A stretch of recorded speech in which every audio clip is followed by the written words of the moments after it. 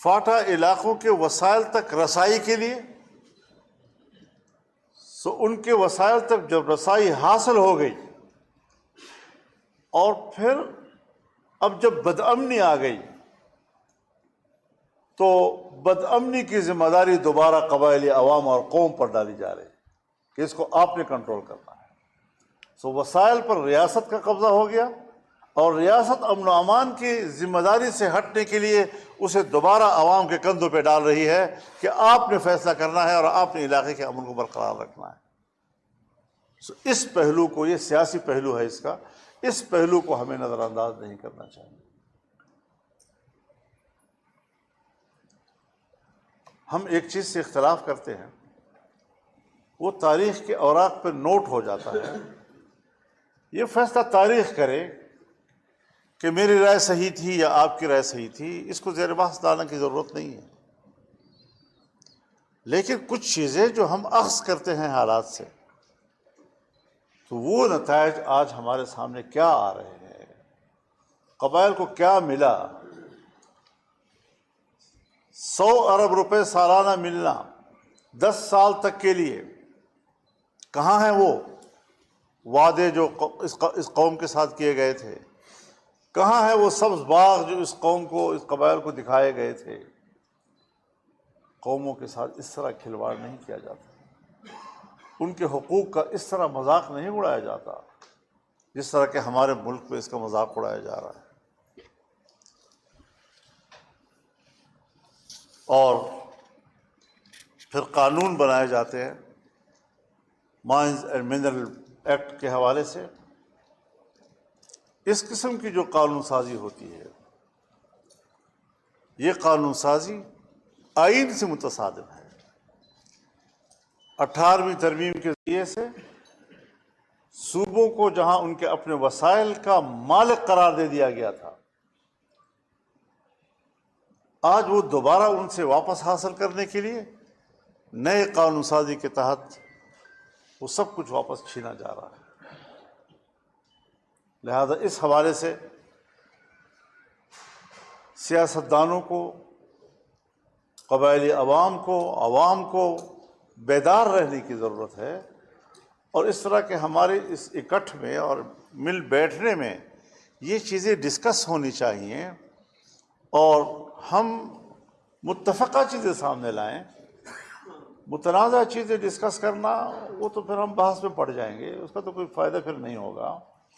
اس طرح کے ہمارے مجالس کی جو افادیت ہے، وہ ہم سب الحمدللہ اس میدان میں اور اس سیاست کی صحرا میں 30 40 سال گزار چکے ہیں۔ پتہ ہوتا ہے کیا ہو رہا ہے، کیا اس کا مستقبل آئے گا، ہمارے اوپر کیا اثرات پڑیں گے۔ ہمیں اس کا ادراک کرنے کی صلاحیت ہمارے اندر ہونی چاہیے، اور ہم اس پر ایک متفقہ موقف اختیار کریں۔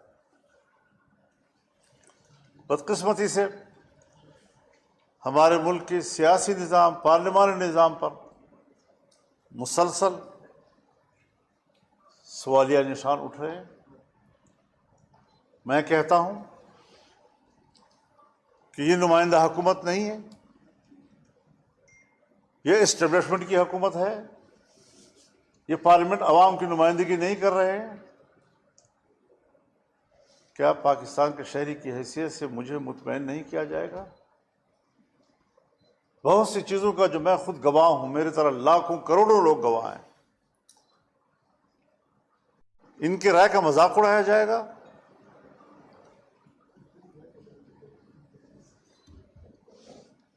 کیا نتائج حاصل کرنا چاہتے ہیں؟ اس سے تو بغاوتیں پیدا ہو جائیں گی۔ عوام کے ووٹ کے حق پر ڈاکہ ڈالنا، یہ نہ کل جائز تھا، نہ آج جائز ہے، نہ آئندہ جائز ہے۔ آج تو ہم اختلاف کر رہے ہیں، پرامن مارچ کر رہے ہیں، جلسے کر رہے ہیں، اجتماعات کر رہے ہیں۔ یہی چیزیں بالآخر بغاوت پر پہنچتی ہیں۔ تو بغاوت تک پہنچا آپ رہے ہیں، اور جب بغاوت پر آمادہ ہو جائے، مجبور ہو جائے، تو پھر گناہگار وہ ہے، باغی وہ ہے، اور گردن زدنی اسی قرار دیا جائے گا۔ یہ بھی ناجائز بات ہے۔ نظام کو ٹھیک کیا جائے، اس کو سیدھا کیا جائے، اس پر میرا اور آپ کا کوئی اختلاف رائے نہیں ہے، اور ہم بڑے سلیقے کے ساتھ ایک دوسرے کے ساتھ اس پر ڈیبیٹ کر سکتے ہیں۔ ہمارے ہاں نیشنل ایکشن پلان کی بات کی جاتی ہے۔ نیشنل ایکشن پلان کی منظوری کے وقت میں اس اجلاس میں موجود تھا، بنفس نفیس موجود تھا۔ اس کے کچھ حصوں سے ہم نے اختلاف کیا تھا،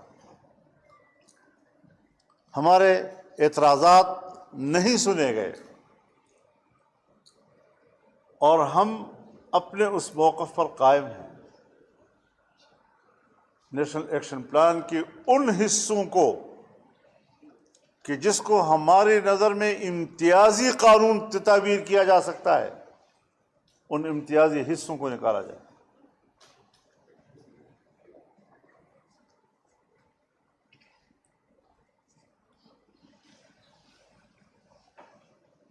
اور نیشنل ایکشن پلان اب ایک حوالہ تو رہ گیا ہے، لیکن یہ ایک اتفاق رائے تھا، نئے آئین کا حصہ ہے، نئے قانون کا حصہ ہے، باہمی طور پر ایک آل پارٹیز کانفرنس کا ایک اعلامیہ ہے۔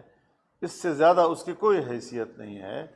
جس طرح ہمارا میثاق جمہوریت ہے، وہ ایک ڈاکومنٹ ہے، سیاسی جماعتوں کا ڈاکومنٹ ہے، وہ کوئی آئین اور قانون تو نہیں ہے، لیکن ہم اخلاقی طور پر جس طرح اس کا اپنے آپ کو پابند سمجھتے ہیں، ہم اس کو بھی ہم وہی پوزیشن دیں اور اس کو اس قابل بنائیں کہ وہ ملک کے اندر وہ متفقہ قرار دیا جائے، اس کے امتیازی حصوں کو ختم کر دیا جائے،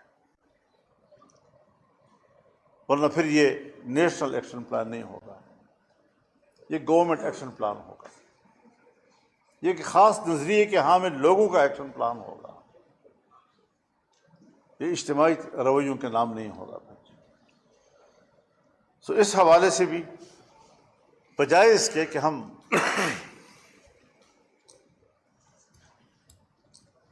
دہشت گردی کو فروغ بھی دیں، دہشت گردی کے خلاف جنگ بھی لڑیں، ہمارے جو لا انفورسمنٹ ادارے ہیں وہ لڑتے ہیں، وہ جرم کو ختم کرتے ہیں، لیکن ہمارے جو خفیہ ادارے ہیں وہ جرم کو استعمال کرتے ہیں، وہ جرم کو ختم نہیں کیا کرتے، اور پھر وہی پالیسیاں بناتے ہیں، وہی آگے جا کر پھر اداروں کو لائن دیتے ہیں، اور اس کے مطابق ہمارے ادارے چل رہے ہوتے ہیں۔ آج اگر باجوڑ کی بات ہے، اگر وزیرستان کی بات ہے، ہمارے تو روز روز جنازے اٹھ رہے ہیں۔ ہم نے تو باجوڑ میں ایک ہی دن کے اندر 80 اور 90 جنازے اٹھائے ہیں، اور اب تک اس کا تسلسل کے ساتھ سلسلہ چل رہا ہے۔ وزیرستان میں روزانہ ہمارے جنازے نکلتے ہیں، گھر پہ آ کر راکٹ گرتا ہے، اور گھر پہ آ کر راکٹ گرنے سے خواتین مرتی ہیں، بچے مرتے ہیں، شہید ہو جاتے ہیں۔ اس گھر میں فوج آ کر کہتی ہے یہ لاشیں ہمارے حوالے کرو، فوج آ کر کہتی ہے یہ لاشیں ہمارے حوالے کرو۔ جب فوج کے حوالے ہو جاتی ہے، وہ رسا کو بلاتے ہیں اور جبراً ان سے لکھواتے ہیں کہ یہ دہشت گرد تھے، تم تسلیم کرو کہ یہ دہشت گرد تھے۔ وہ کہتے ہیں صاحب گھر پہ راکٹ آیا ہے، بچی کا کیا تعلق ہے دہشت گردی کے ساتھ، خاتون کا کیا تعلق ہے دہشت گردی کے ساتھ، گھر کے اندر بیٹھے ہوئے غیر مسلح مرد ہے، بوڑھا ہے، جوان ہے، اس کا کیا تعلق ہے اس کے چیز کے ساتھ؟ میں کوئی مورچے میں تو نہیں لڑا ہوں آپ کے ساتھ، آپ کا راکٹ آیا ہے میرے گھر میں اور میرے لوگوں کو شہید کیا ہے، آپ اس کو اپنے کھاتے میں لکھنا چاہتے ہیں کہ اس کو کہو لکھ کر دو، اور پھر ان کی لاشیں بھی واپس نہیں کرتے، کہتے ہیں یہ دہشت گرد ہے۔ تو اس طرح کارروائی تو نہ ڈالی جائے نا، اس طرح تو لوگوں کو کی تزلیل نہ کی جائے، اپنے دعوے کو تقویت دینے کے لیے اس قسم کے حربے تو نہ استعمال کیے جائیں۔ یہ سارے مشاہدات دن رات ہم دیکھ رہے ہیں، ہمارے حالات پہ کیا ہم پہ کیا گزر رہی ہے۔ اور یا تو پھر خوشحالی لانے کے لیے، امن لانے کے لیے ایک مستحکم قسم کا اکنامک پلان ہونا چاہیے، نیشنل اکنامک پلان ہونا چاہیے ہمارا، تاکہ ہم تمام صوبوں کے لوگ، ہر علاقے کا عوام، اس کے آنے والی نسلیں، ان کے بچے مطمئن ہو جائیں کہ یہ ہمارے ریسورسز ہیں، ہم اس کے مالک ہیں، اور یہ اس کے منافع جو ہمیں مل رہے ہیں۔ میں تو ہر وقت اس بات سے ڈرتا ہوں کہ مجھے محروم کیا جا رہا ہے، مجھے محروم کیا جا رہا ہے۔ تو محرومیتیں تو پیدا کی جا رہی ہیں، محرومیتوں کو تو فروغ دیا جا رہا ہے۔ جب محرومیتوں کو فروغ ملے گا تو پھر دہشت گردی بھی اٹھے گی۔ تو یہ ساری چیزیں ہمیں ایک نیشنل ڈائیلاگ کی طرف لے جا رہی ہیں۔ آئیں ہم ڈیبیٹ کریں، قومی سطح پہ بات کریں۔ مجھے اچھی لگی ہیں باتیں جب میرے دوستوں نے کہا کہ فوج سے بھی بات کی جائے، بیوروکریسی سے بات کی جائے، عدلیہ سے بات کی جائے، سیاستدان بیٹھے، پارلیمنٹ بیٹھے، ہم سب مل کر ایجنڈا طے کریں، ہمارے مسائل کیا ہیں، اس کی فہرست بنائیں، اس پر بات چیت کریں اور اس کو حل کریں۔ صرف یہاں بیٹھ کر سردار لشکر علی خان نے کہا کہ جی کس سے مطالبہ کر رہے ہو، صحیح سوال ہے۔ اس طرح ہم آپس میں بیٹھ کر مطالبات بناتے ہیں، کس سے مطالبہ کر رہے ہیں؟ جو اتھارٹیز ہیں اس کے خلاف تو ہم احتجاج پہ آ گئے، مارچ کر رہے ہیں، گورنمنٹ ادھر بیٹھی ہے، ہم ادھر بیٹھے ہیں، ریاستی ادارے پنڈی میں بیٹھی ہیں، سیاسی ادارے اسلام آباد میں بیٹھی ہیں۔ تو جب فاصلے ہوں گے، ہم ڈائیلاگ نہیں کریں گے، بات چیت نہیں کریں گے، تو کدھر سے معاملہ حل ہوگا؟ تو ہمیں نیشنل لیول کا ڈائیلاگ کی طرف بھی جانا ہوگا، ہمیں نیشنل لیول کا اکنامک پلان بھی بنانا ہوگا، تاکہ ہم ہر صوبے کے، ہر خطے کے، ہر علاقے کے عوام کو مطمئن کر سکیں۔ اور پھر یہ جو بد امنی ہے، اس کے پیچھے جو عوامل ہیں اور گہرے عوامل ہیں، جس تک رسائی ہر پاکستانی کا ہمت نہیں ہے کہ وہاں تک ادراک حاصل کر سکے، اس کو ڈھونڈیں ہم۔ اگر میرے شکوک و شبہات ہیں، بجائے اس کے کہ مجھ سے ناراض ہوں، مجھے اس کی سزا آپ دے، مجھے مطمئن کریں۔ میرا حق ہے کہ میں آپ سے مطالبہ کروں کہ مجھے مطمئن کریں۔ تو یہ میسج ہماری طرف سے واضح طور پر جانا چاہیے کہ ہم نہ افہام و تفہیم کا انکار کرتے ہیں۔ سیاسی آدمی کب افہام و تفہیم کا انکار کرتا ہے؟ سیاسی آدمی کب ڈائیلاگ کا انکار کرتا ہے؟ مذاکرات کا کب انکار کرتا ہے؟ کسی مسئلے کے سیاسی حل کا کم از کم سیاستدان تو انکار نہیں کر سکتا۔ تو اگر ہم پارلیمنٹیرینز ہیں، اگر ہم نے جمہوریت کا راستہ اختیار کیا ہے، پارلیمان کا راستہ اختیار کیا ہے، آئین اور قانون ہمارے لیے ایک کسوٹی ہے، تو پھر آئیں اس کسوٹی کی بنیاد پر دیکھیں کہ کیا جائز ہے، کیا ناجائز ہے، کیا حق ہے، کیا نا حق ہے۔ اور اسی بنیاد پر میں ایک کہ یہاں پر افغان مہاجرین کا ایک مسئلہ پیدا ہوا ہے۔ افغان مہاجرین کی بے دخلی اور جبری بے دخلی کا عمل شروع ہو گیا ہے، جو یقیناً اس وقت ان حالات میں پاکستان افغانستان کے تعلقات کو متاثر کر رہا ہے۔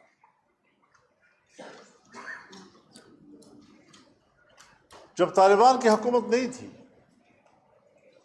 اور اشرف غنی صاحب یا کرزئی صاحب ان کی گورنمنٹ تھی، تو اس وقت بھی یہ مسئلہ اٹھا تھا، 2016-17 میں بھی یہ مسئلہ اٹھا تھا۔ اس وقت ایک اعلیٰ سطحی میٹنگ ہوئی تھی اور اس میں ہم نے ان سے یہ گزارش کی تھی کہ افغان مہاجرین کی آپ کیٹیگریز طے کر لیں، کتنے افغان ہیں جنہوں نے 30-40 سال تک پاکستان میں سرمایہ کاری کی ہے، اور کتنے بینک ہیں کہ اگر افغانی وہاں سے پیسہ نکالے گا تو وہ دیوالیہ ہو جائیں۔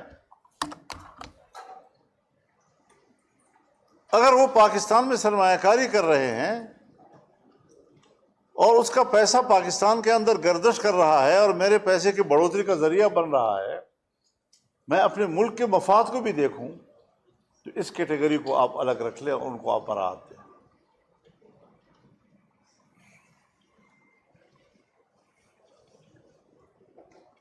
اگر ہمارے تعلیم گاہوں سے وہ ڈاکٹر بنے ہیں، ہمارے تعلیم گاہوں سے وہ انجینئر بنے ہیں، اب وہ ہماری اسکل ہے، جب پڑھایا میں نے ہے، جب اسکل کی حیثیت اس نے پاکستان میں حاصل کی ہے، تو اس کا فائدہ پاکستان کو ملنا چاہیے۔ ایسے لوگوں کو آپ کچھ مراعات دیں۔